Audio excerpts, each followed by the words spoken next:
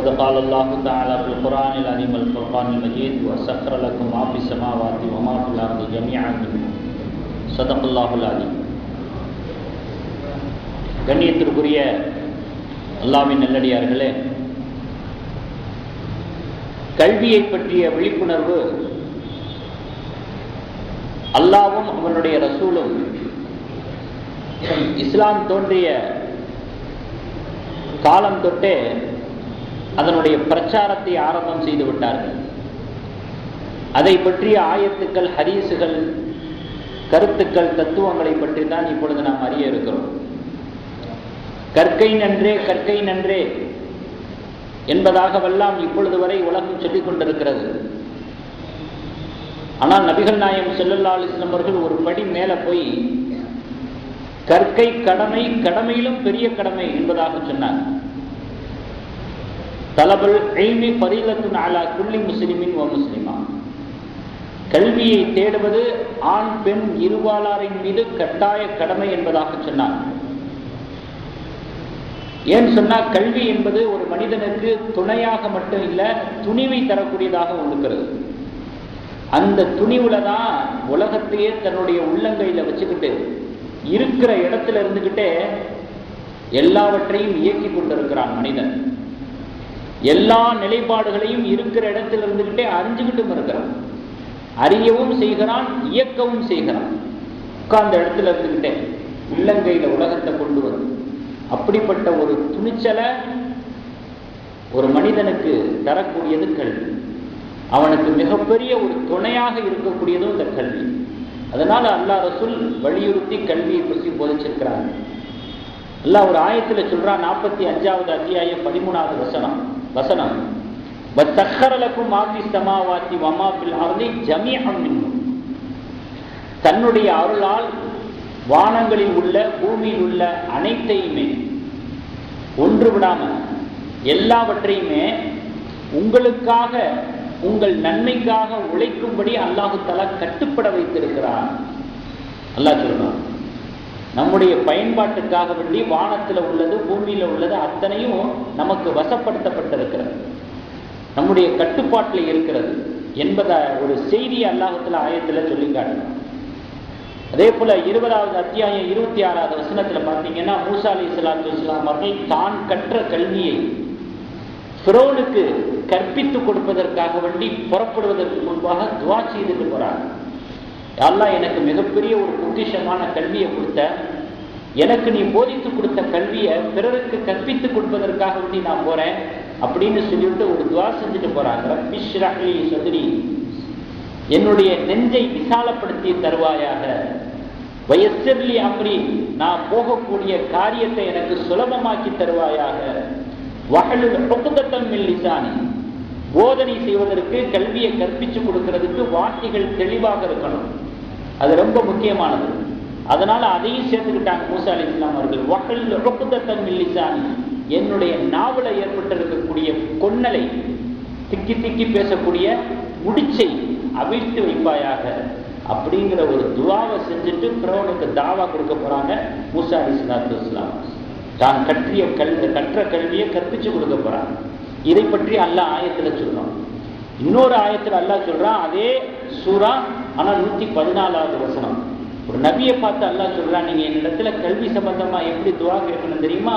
வக்குர் ரப்பி ஜித்னி இல்மா, என்னுடைய ரப்பே என்னுடைய கல்வியை அதிகப்படுத்தித்தான், கல்வி ஞானத்தை பெருக்கித்தான் என்று நபியை பார்த்து அல்லாஹ் சொல்றான், இப்படி நீங்க என்னிடத்துல துவா செய்யணும் அப்படின்னு. அப்போ நம்மை விட எவ்வளவோ கல்வியில உயர்ந்து நிற்கக்கூடிய நபியே இப்படிப்பட்ட துவாவை கேட்கணும் அப்படின்னு படிக்கப்படுகிற பொழுது, ஏவப்படுகிற பொழுது, நம்மளை மாதிரி ஆள்லாம் எந்த அளவுக்கு அல்லாஹ்விடத்துல கல்வி சம்பந்தமாக துவா செய்ய கடமைப்பட்டிருக்கிறோம் அப்படிங்கிறதையும் இந்த வசனத்தின் மூலமாக நம்ம விளங்க முடியும். அதே போல பெருமானார் ஸல்லல்லாஹு அலைஹி வஸல்லம் அவர்கள் கல்வி சம்பந்தமா சொன்னாங்க, கல்வியை கற்றுக்கொள்ளுங்கள், பிறருக்கு கற்றுக் கொடுங்கள். ஏன்னா நான் கல்வியினுடைய பட்டணம், அதனுடைய என்ட்ரன்ஸ் அலி ரலியல்லாஹு தஆலா அப்படின்னு சொன்னாங்க.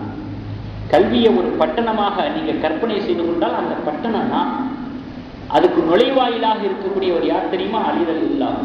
ஏன்னா கல்வியில அவ்வளவு சிறந்து விளங்கினாங்க, அதுல ஆர்வம் உள்ளவர்களாக இருந்தாங்க. ஒவ்வொரு விஷயத்தையும் அணுவா நுண்ணறிவோட விளங்குறதுல ஆர்வம் அலி ரலியல்லாஹு அன்ஹு அவர்களுக்கு அதிகமாக இருந்துச்சு.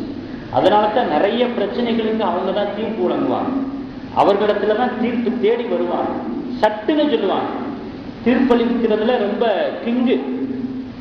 உடனடியாக எவ்வளவு பெரிய சிக்கலான மசாலாவா இருந்தாலும் உடனடியாக அவங்க தீர்ப்பை வழங்கிடுவாங்க. அது சம்பந்தமா நிறைய தடவை ஒரு விஷயம் நான் உங்களுக்கு சொல்லியிருக்கிறேன். இருந்தாலும் மீண்டும் அதை நான் சொல்றேன். ஏன்னா அது நினைவுல இருக்கிறது இல்லை, நினைவுல இருக்கிறது இல்லை. எனக்கே கூட நினைவுல இல்லாம கொஞ்சம் யோசனை பண்ணி பார்த்தா தான், அதாவது கணக்கு சம்பந்தப்பட்டது யோசனை பண்ணா தான் எனக்கே அது ஞாபகத்துக்கு வரும். என்ன அப்படின்னு சொன்னா, ஒருத்தட்ட 5 ரொட்டி இருந்துச்சு, இன்னொருத்தட்ட 3 ரொட்டி இருந்துச்சு. 2 பேருமா பிரயாணம் போறாங்க, வழிபோக்கர்களாக போய்கிட்டு இருக்கிறாங்க. அப்போ 3ஆவதா ஒரு ஆள் வர்றாரு. உங்களுடைய கூட்டு பிரயாணத்துல என்னையும் சேர்த்துக்குங்க அப்படிங்கிறார். ஒரு பயம் இல்லாத ஒரு பிரயாணமா இருக்கிறதுக்காக. அதனால 3 பேருமா சேர்ந்து அப்புறம் பிரயாணம் மேற்கொள்றாங்க. லஞ்ச் டைம் வருது. இருக்கிறது மொத்தம் 8 ரொட்டி. 3 பேருமா சேர்ந்து லஞ்சை முடிச்சிடுறாங்க. சமமாக சாப்பிட்டு 8 ரொட்டியும் காலி ஆயிடுது. அதுக்கு பிறகும் பிரயாணம் மேற்கொள்ளும் பொழுது இந்த 3ஆவதாக வந்த நபர் இருக்கிறாரு, அவர் இதோட நான் விடைபெற்றுக் கொள்கிறேன் அப்படின்னு சொல்லிவிட்டு தன்னிடத்துல இருந்த 8 தீனாரை கொடுத்துட்டு போயிடுறாரு. நீங்க 2 பேருமா வச்சுக்கங்க அப்படின்னு சொல்லிட்டு. உடனே அந்த 8 தீனாரை தங்களுக்கு மத்தியில எப்படி பகிர்ந்துக்கிறது, பிரிச்சுக்கிறது அப்படின்னு பார்க்கும் பொழுது 5 ரொட்டி வச்சிருந்தவரை 5 தீனாரை எடுத்துக்கிட்டு 3 ரொட்டி வச்சிருந்தவருக்கு 3 தீனாரை கொடுத்தாரு. இந்தாப்பா அப்படின்னு. அவன் பார்த்தான். 3 ரொட்டி கொண்டு வந்தவன் 3 தீனாரை பார்த்துட்டு அவன் உடனே ஒரு கொஸ்டின் பண்ணான். வந்த டேட் பார்ட்டி 2 பேருமா வச்சுக்கங்கன்னு 8 தீனாரை கொடுத்துருக்கும் போது எனக்கு ஏன் 3 தீனார் கொடுக்குறீங்க? 8 தீனாரை ஸ்பேர் பாதி ஆக்குங்க, 4 தீனார் வரும், இதுதான் கரெக்டான கணக்கு அப்படின்னு சொல்லி அவன் சொன்னான். உடனே அந்த 5 ரொட்டிக்காரன் சொன்னா, இது ரொம்ப அநியாயம்பா, 5 ரொட்டி கொண்டு வந்த நானும் 3 ரொட்டி கொண்டு வந்த நீயும் சமமாக ஆக முடியுமா? நம்பர்ல கூட சமம் வருதா? அப்படி இருக்கும்போது எந்த வகையில சரிசமமா இந்த தீனாரை பகிர்ந்துக்கிறனும் பிரிச்சுக்கிறனும் சொல்ற? அதெல்லாம் ஏத்துக்கிற மாட்டேன், முடியாது, நான் நாளத்தான் பிரிக்கணும் அப்படின்னு பிடிவாதம் பிடிச்ச உடனே சரிப்பா அலி ரலியல்லாஹு அன்ஹு அவர்களிடத்திலேயே அதெல்லாம் போய் தீர்ப்பு கேட்டுக்கிறோம் அப்படின்னு சொல்லிட்டு 2 பேருமா போறாங்க. அலி ரலியல்லாஹு அன்ஹு அவர்களிடத்துல இந்த ஏற்பட்ட இந்த சிக்கலுக்கு மசாலாவுக்கு இது கேட்கிறாங்க, தீர்ப்பு கேட்கிறாங்க. இப்போ அலி ரலியல்லாஹு அன்ஹு அவர்கள் இந்த 3 ரொட்டிக்காரனை பார்த்து சொன்னாங்க, மரியாதையா அவன் கொடுக்கக்கூடிய 3 தீனாரை வாங்கிட்டு ஓடி போயிருக்கு. என் தீர்ப்பை எதிர்பார்க்காத, என் தீர்ப்பின் பிரகாரம் தான் உனக்கு தீனார் கிடைக்கணும்னு நினைச்ச, உனக்கு ஒரே ஒரு தீனார் தான் கிடைக்கும், 2 மிஸ் பண்ணிடுவார் அப்படின்னு அலி ரலியல்லாஹு அன்ஹு சொல்லி அட்வைஸ் பண்ணாங்க. அதை எப்படி வரும்? 3 ரொட்டி கொடுத்த எனக்கு வந்து அந்த கொடுத்த தீனாரை பாதியா பிடிச்சு 4 வேணும், உங்க தீர்ப்பை நீங்க எப்படி பண்ணணுமோ பண்ணிக்கிங்க அப்படின்னு சொல்லி அப்பயும் பிடிவாதமா இருந்தாங்க. உடனே அலி ரலியல்லாஹு அன்ஹு சட்டுன்னு அப்பவே இப்படிலாம் கணக்கு போட்டுக்கிறாங்க பாருங்க. உடனே அவங்க கணக்கு போட்டாங்க, ஒவ்வொரு ரொட்டியும் 3 பீஸாக ஆகுது, எத்தனை பீஸ் வருது அப்படின்னு சொல்லி கேட்டாங்க. எத்தனை பீஸுங்க வருது? 24 பீஸ். அப்போ 24 பீஸை வந்து 3 பேருமா சாப்பிட்டுருக்கிறீங்க. அப்போ 3 பேரும் 24 பீஸை சாப்பிட்டா ஒரு ஆள் எத்தனை பீஸ் சாப்பிட்டுருப்பாரு? 8 பீஸ் சாப்பிட்டுருப்பாரு. நல்லா ஞாபகத்தில் வச்சுங்க, ஒவ்வொரு ஆளும் 8 பீஸ் சாப்பிட்டுருக்குறாங்க. இந்த 3 ரொட்டி கொடுத்தா பார்த்தீங்களா, அவனுடைய 3 ரொட்டியில எத்தனை பீஸ் இருக்குது? 9 பீஸ் இருக்குது. இந்த 9 பீஸ்ல அவன் 8 பீஸை சாப்பிட்டுட்டான். புரியாதவங்க தயவு செய்து சொல்லுங்க, நான் மறுபடியும் சொல்லிடுறேன். எல்லாரும் சிரிக்கிறாங்க நானும் சிரிக்கிறேன்ட்டு போயிடாதீங்க. உங்க சிந்தனையில படலைன்னா மறுபடியும் தடவை சொல்றேன். ஒவ்வொருத்தங்களும் 8 பீஸ் சாப்பிட்டுருக்குறாங்க. ஏற்கனவே ஒரு ரொட்டியை எத்தனை பீஸ் ஆக்கியிருக்கிறோம்? 3 பீஸ் ஆக்கியிருக்கிறோம். 3 ரொட்டி கொண்டு வந்தவனுக்கு சொந்தமான மொத்த பீஸ் எத்தனை? 9 பீஸ்ல அவன் பங்குக்கு எத்தனை பீஸை சாப்பிட்டுட்டான்? மிச்சம் 1 பீஸை தான் தேர்ட் பார்ட்டிக்கு கொடுத்துருக்குறான். தேர்ட் பார்ட்டிக்கு இவன் தரப்புல இருந்து போன பீஸ் எத்தனை? 1 தான். அப்ப இவன் என்ன பண்றான்? 2 பேருமா எடுத்துக்கன்னு 8 தீனாரை கொடுத்துட்டு போனானே, தான் சாப்பிட்ட 8 பீஸுக்கு 8 தீனார் கொடுத்துருக்கிறான். தான் சாப்பிட்ட 8 பீஸுக்கு இவன் சாப்பிட்ட அந்த 8 பீஸ்ல இவனுடைய தரப்புல 1 தான் எடுத்திருக்கிறான். மிச்சம் 7 பீஸ் அவன் பீஸை சாப்பிட்டுருக்கிறான். அவன் கரெக்டாக தான் கொடுத்துட்டு போயிருக்கிறான். இப்போ மரியாதையை ஒரு தீனாரை எடுத்துக்கிட்டு மிச்ச தீனாரை பூரா அவன்கிட்ட குழு அப்படின்ட்டான்.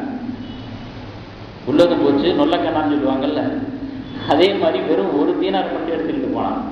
இந்த மாதிரி யார் தீர்ப்பு வழங்க முடியும் இவ்வளவு துல்லியமா?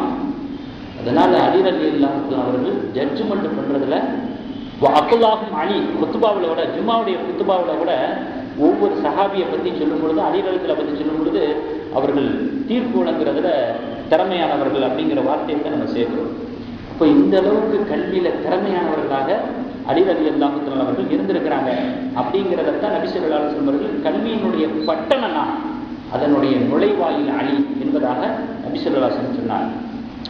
கல்வி சம்பந்தமாக நிறைய பேர் சொல்லியிருக்கிறாங்க. பெரிய பெரிய மேதைகளாக உள்ளவங்கலாம் சொல்லியிருக்கிறாங்க. அதுல ஒரு திருக்குறள் பாருங்க, யாதானும் நாடாமல் ஊறாமல் என் ஒருவன் சாந்துணையும் கல்லாத வாரு. அதாவது கற்றவனுக்கு அவன் போகக்கூடிய ஊர்களெல்லாம் அவன் ஊருதான் அப்படிங்கிறான். கற்றவனுக்கு இன்ன ஊர் தான்ங்கிறது கிடையாது, அவன் எங்கெங்கெல்லாம் போறானோ அது கூட அவன் ஊர் தான் அப்படிங்கிறது இந்த குறளுடைய ஒரு கருத்தாக இருக்கிறது. எண்ணும் எழுத்தும் கண்ணனத்தகும் ஒரு அறிவு மொழி. அதே போல விவேகானந்தர் கூட கல்வியினுடைய சிறப்பை பற்றி சொல்லியிருக்கிறாரு. கல்வி என்பது பொருளை தேடுவதற்காக அல்ல, சமூக சேவைக்காக வேண்டித்தான் கல்வி என்பது வழங்கப்பட்டிருக்கிறது அப்படின்னு விவேகானந்தர் சொல்லியிருக்கிறார். ஐன்ஸ்டீன் என்ன சொல்லியிருக்கிறார்னா, அறிவியல் கண்டுபிடிப்புகள் எல்லாம் மனிதகுல மேம்பாட்டுக்குத்தானே தவிர மனிதகுல அழிவுக்காக பயன்படக்கூடாது, பயன்படுத்தவும் கூடாது அப்படின்னு தெளிவாக ஐன்ஸ்டீன் சொல்லியிருக்கிறார். அதே போல ஒரு கவிஞன் சொல்றான், கல்வியை போல ஒரு பெரிய செல்வம் எதுவும் கிடையாது. அந்த கல்வி இல்லைன்னா, அந்த கல்வியை கற்காமல் இருந்தா காலமெல்லாம் தொல்லை என்பதாக சொல்லியிருக்கிறார். ரொம்ப கஷ்டப்படணும். கல்வி இல்லாதவன் அவன் போற இடத்துல பூரா ஏதாவது ஒரு சிக்கல்ல மாட்டிக்கணும். அந்த அளவுக்கு ஏமாற்றக்கூடியவர்களால் அவனுடைய வாழ்க்கையை முடமாகி போயிடும். எப்படி எப்படிலாம் நூதனமா பேச்சு, நூதனமான சிந்தனைகள், அதுல அவனுடைய வாழ்க்கையை காணாம போயிடும். அதான் சொல்லுவாங்க, ரியல் எஸ்டேட்டுக்காரனுக்கு அந்த இந்து பத்திரிகையில அந்த ஒரு 2 வார்த்தை நச்சுன்னு போடுவாங்க, அதை படிச்சு ஞாபகம். ரியல் எஸ்டேட்டுக்காரனுக்கு தூரம் கூட பக்கமா தெரியும், ஆட்டோக்காரனுக்கு பக்கம் கூட தூரமா தெரியும். ஏன்னா அந்த துறை அப்படி சிந்திக்க வைக்குது. அவனுக்கு தூரம் கூட பக்கம், இவனுக்கு பக்கம் கூட தூரம். இப்ப இப்படிப்பட்ட ஒரு உலக சூழ்நிலையில இவன் கல்வி கற்காதவனா இருந்தா என்ன நிலைமை ஆகும் அப்படிங்கிற நம்ம சிந்திச்சு பார்க்கணும். அதே போல பெருமானார் ஸல்லல்லாஹு அலைஹி வஸல்லம் அவர்கள் மனித வாழ்க்கைக்கு கல்வி அவசியம் என்பதை அறிந்து அதை வலியுறுத்தவும் செய்திருக்கிறார்கள். தன்னுடைய தோழர்களுக்கு மத்தியில ஆர்வப்படுத்தவும் செஞ்சிருக்கிறாங்க. மக்காவிலிருந்து மதீனாவுக்கு போன உடனேயே பள்ளிவாசலை கட்டினாங்க. அந்த பள்ளிவாசலை கட்டினதோட அந்த பள்ளிவாசலுடைய ஒரு ஒதுக்குப்புறமான ஒரு இடத்துல திண்ணையிலேயே கல்வி சாலையை ஆரம்பிச்சுட்டாங்க, மதரசாவை ஆரம்பிச்சுட்டாங்க. அந்த சுன்னத்து தான் ஒவ்வொரு பள்ளிவாசலையும் மதரசா நடக்குது. இந்த நபி ஸல்லல்லாஹு அலைஹி வஸல்லம் அவர்கள் ஹயாத்தாக்கின சுன்னத்து. பள்ளிவாசலை கட்டினோன்னு அவங்க செஞ்ச வேலை அடுத்து திண்ணையில ஒரு மதரசாவை ஆரம்பிச்சது, ஒரு கல்வி சாலையை ஆரம்பிச்சது. இமாம் கஸாலி ரஹ்மத்துல்லாஹி அலைஹி அவர்கள் கிட்டத்தட்ட 1000 தொகுப்புகள், அறிவு தொகுப்புகள், கல்வி தொகுப்புகள் 1000 எழுதியிருக்கிறாங்க. அதனால கஸாலி ரஹ்மத்துல்லாஹி அலைஹி அவர்களை தெரியாதவங்க யாருமே இருக்க முடியாது கல்வித்துறை. அவங்கள வச்சு ஒரு துவாவை கேட்கறது உண்டு. யா ரப்பி ஆத்திலனா இல்மன் வ ஃபஹ்மன் கமா அதைத யா ரப்பனா லி ஷேக் கஸாலி. கஸாலி இமாம் அவர்களுக்கு வழங்கியது போல எங்களுக்கு கல்வி ஞானத்தை தா அப்படின்னு துவாவே கேட்பாங்க. காரணம் 1000 தொகுப்புகளுக்கு மேல எழுதியிருக்கிறாங்க. அதே போல நியூட்டன் சின்ன வயசுலேயே தாய் தகப்பனை இழந்தவர். இன்னைக்கு உலகமே அவரை திரும்பி பார்க்குற அளவுக்கு உயர்ந்த நிலையை அடைஞ்சிருக்கிறாங்கன்னா புவியீர்ப்பு சக்தியை கண்டுபிடிச்சதுனால. புவியீர்ப்பு சக்தியை கண்டுபிடிச்சதுனால உலகமே அவரை திரும்பி பார்க்குது. ஆனா புவிக்கு ஈர்ப்பு சக்தி இருக்குதுங்கிறத அல்லாவே திருமறையில சொல்லிட்டான். அது யாருக்கும் தெரியாது, அதை யாரும் வெளிப்படுத்த மாட்டாங்க. பூமிக்கு ஈர்ப்பு சக்தி இருக்குங்கிறத அல்லாவே திருமறையில சொல்லிட்டான். ஒரு ஆயத்து ஒண்ணு வருது 29வது ஜுசுல, அவலம் யரவ் இல தைரி ஃபௌகஹும் ஷாஃபாத்தின் வ யக்பித். உயரத்திலே பறக்கக்கூடிய பறவைகளை அவர்கள் பார்க்கவில்லையா? தங்களுடைய இறக்கைகளை மூடிக்கொண்டும் விரித்து கொண்டும் பறக்கின்றனர். அந்த பறவையின் பக்கம் தங்களுடைய பார்வைகளை மனிதர்கள் செலுத்தவில்லையா அப்படின்னு சொல்லிட்டு, மா யும்சிகுஹுன்ன இல்லர் ரஹ்மான், அவைகள் கீழே விழவிடாமல் அல்லாஹ் தான் தடுத்து வைத்திருக்கிறான் அப்படின்னு அல்லாஹ் ஆயத்துல சொல்றான். தடுக்குதல்ங்கிற பேச்சை எப்ப வரும் தெரியுமா? இப்ப 2 பேரும் சண்டை போட்டுக்கிட்டு இருக்கிறாங்கன்னு வச்சுங்களேன். இப்போ 3வது ஒருத்தர் போய் தடுக்கிறாருன்னா இப்ப தடுக்குதல்ங்கிற வார்த்தையை சொல்லுவாங்க. ஏன்னா இவன் அவனை பிடிச்சி இழுக்கிறான், அவன் இவனை பிடிச்சி இழுக்கிறான். இந்த இழுக்குதல்ங்கிற நிலை எந்த இடத்துல இருக்குதோ அங்கேதான் தடுக்குதல்ங்கிற பேச்சே வரும். அப்ப அல்லாஹ்வுல பறவைகளை உயர்த்தி வச்சிருக்கிறேன்னு சொல்லல. இதே வானத்தை சொல்லும் பொழுது அல்லாஹ் என்ன சொல்றான் தெரியுமா? வானத்தை நாம் உயர்த்தி வைத்திருக்கிறோம் அப்படின்னு சொல்றான். ஏன்னா வானம் ஈர்ப்பு தூரத்துக்கு அப்பால இருக்குது. அதை நம்ம தடுக்க வேண்டிய அவசியம் இல்லை, அதனால உயர்த்தி வச்சிருக்கிறதா சொல்றான். ஆனா பறவைகள் என்பது அந்த ஈர்ப்பினுடைய தூர அளவுக்கு பறக்குது, அதுக்கு மேல அது பறக்க முடியாது. அப்ப இதை உயர்த்தி வச்சா போதாது, தடுத்து வைக்கணும். ஏதோ ஒரு சக்தி அதை பிடிச்சி இழுக்குது, அந்த இழுப்புல அதை கீழே விழுந்துடாம இருக்கிறதுக்கு அல்லாஹ் என்ன செய்யறான்? தடுக்கிறான். அதனாலதான் பறவைகளை பத்தி சொல்லும் பொழுது அல்லாஹ் தடுத்து வைத்திருப்பதாகவும், வானங்களை பத்தி சொல்லும் பொழுது உயர்த்தி வைத்திருப்பதாகவும் சொல்றான். எந்த ஒரு பொருளும் அந்தரத்துல இருக்காது, கீழே விழுகிறது தான் நியதி. அந்த நியதியினுடைய அடிப்படையில பறவைகள் என்பது கீழே விழுகணும். ரெக்கையினால மட்டும் அது அந்தரத்துல பறக்குதுங்கிறது கிடையாது. அது வெளிப்படையில ஒரு காரணத்தை அமைக்கணுங்கிறக்காண்டி அல்லாஹ் வெளிரங்கத்துல வச்ச ஒரு சாதனம். ஆனா உள்ரங்கத்துல பார்த்தா அல்லாஹ்வுடைய வேலை நடக்குது. அல்லாஹ் தான் என்ன செய்யறான்? கீழே விழுக விடாம தடுத்து வச்சிருக்கிறான். அதனாலதான் கவனமாக அந்த இடத்துல வார்த்தை பிரயோகம் பண்றான். அல்லாஹ் தான் தடுத்து வைத்திருக்கிறான். அப்ப அந்த ஆயத்தை நுணுக்கமா சிந்திச்சாலே பூமிக்கு ஈர்ப்பு சக்தி இருக்குங்கிறத விளங்க வருது. ஆக உலகத்துல பிரபலமானது இவர் ஈர்ப்பு சக்தியை கண்டுபிடிச்சார் அப்படிங்கிறது.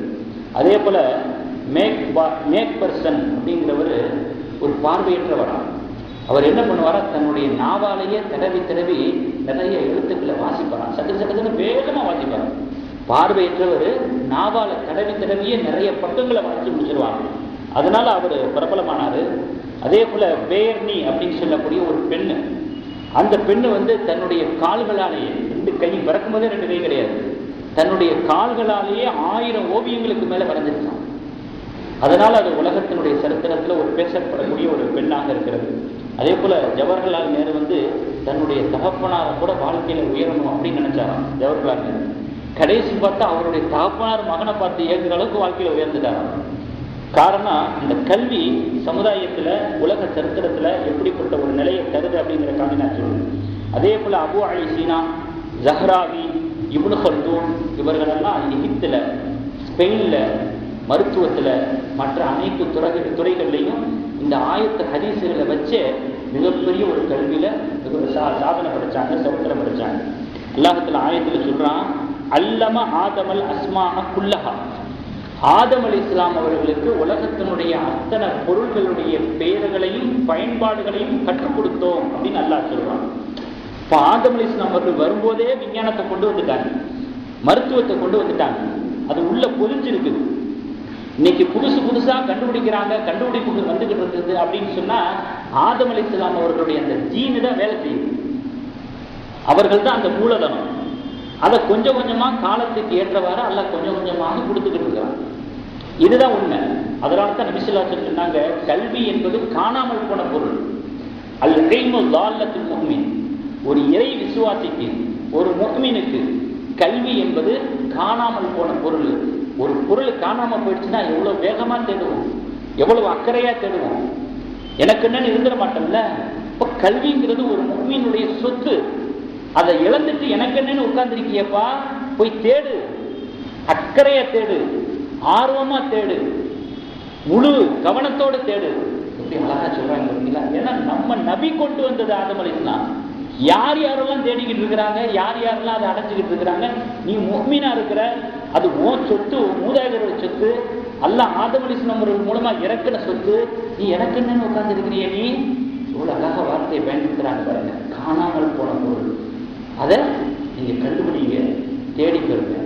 அப்படிப்பட்ட அறிவுறுத்தப்பட்ட அந்த கல்வித்துறையில தான் இந்த சமுதாயம் பின்தங்கி போயிருக்குது. அப்படிங்கிறது அல்லாஹ் ரசூலுக்கு ஒரு மாற்றமான எவ்வளவு பெரிய ஒரு விஷயம் அப்படிங்கிறத நம்முடைய சிந்தனையில பதிவு செய்யணும்.